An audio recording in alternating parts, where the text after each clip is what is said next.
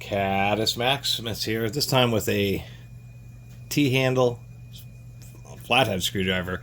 This is kind of an odd screwdriver. It seems like it came with like an office chair or something to assemble it. But surprisingly enough, it seems reasonably well made. Whatever plastic they're using, definitely pretty tough, and really getting a close look at it, it almost seems like it's fiberglass reinforced. So of course, the claim to fame, no branding or anything on it, is of course the handle flips like so, and you can get some extra torque when you need it, and you can flip it straight. So this isn't the first time you've seen stuff like this. Here's one of those Harbor Freight spline drive nut driver things where you pull it out and then you can flip it and get it as a T-handle.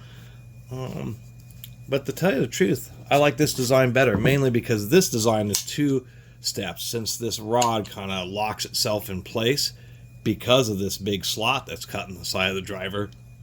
You have to pull it out and then flip it over. So that's two operations.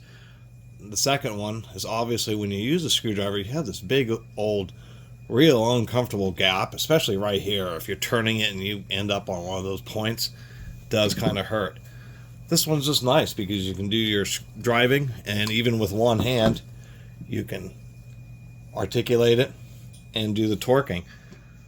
You see I have like a plug here.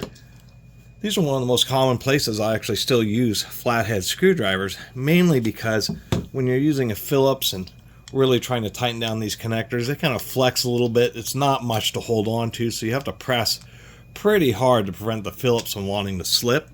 Well, all these are designed to also take flatheads, and one of the advantages of a flathead is it doesn't want to slip out. Phillips is actually designed to be a torque limiting fastener. That's why things like Torx Plus and even Japanese industrial standard Phillips exist. So I like to get these nice and tight. A lot of big common issues, people not screwing these down tight enough when they put on cord ends. And so when you're using a flathead screwdriver like normal, you do want to prevent it from slipping, so you get it in there and you have to still press pretty hard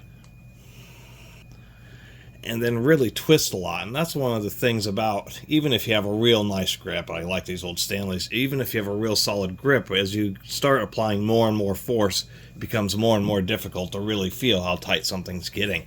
So that's the whole purpose of like this. Would be one of my favorite drivers to use for this purpose, just simply because I can easily get in there, and because of the cross handle, it's no problem for me to put enough force for it to not slip out, but I'm not really having to grip it hard or just have a nub in the palm of my hand. And then secondly, I just have a whole bunch of extra leverage, so it's easier to press in, and then since I have all that extra leverage, I have to use less muscle to torque it down, which means I have more bandwidth for feeling how tight the fastener's getting and making sure I'm getting it totally locked down without actually stripping it out. And it seems they were thinking about the amount of torque. This stem only goes about this far into it, but there is a pretty thick chunk of plastic here.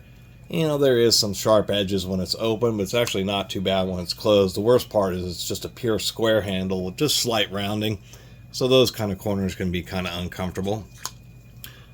Square shank, so not only could you use a wrench, an adjustable wrench, or even a pair of pliers, but it's a good way to secure it, because the square shank means it's going to have a real solid setting in the handle here. Screwdrivers with round shanks, what they do is they have a machine that pinches each side, so there's like little wings, and then those little wings are what prevent the screwdriver's handle from spinning. But having a square shank just eliminates that because of it being square. And the fact that I'll even comment that if we look at the alignment of the blade, first we can see it was rolled right on the peaks of the edges, but it's also aligned in the mold. So it's actually kind of satisfying to see that. Another thing is they, obviously put some thought into it, because the way they have it set up with the roll pin provides a constant tension, and it's a pretty tight fit. So this thing really doesn't flop around. It's not going to accidentally open on you. Maybe if you use it a bunch of times it will. Anyway, I'm hoping maybe somebody will recognize this, because it has absolutely no icons, nothing on it. That's why I assume it came with like some piece of office furniture. But nonetheless, I like the idea of these switchable T-handle drivers, and once again, I like this style better than this style. And these are only two that I've really seen that are convertible T-handle drivers. Maybe there's some others I'm probably forgetting about. Anyway, thanks for watching.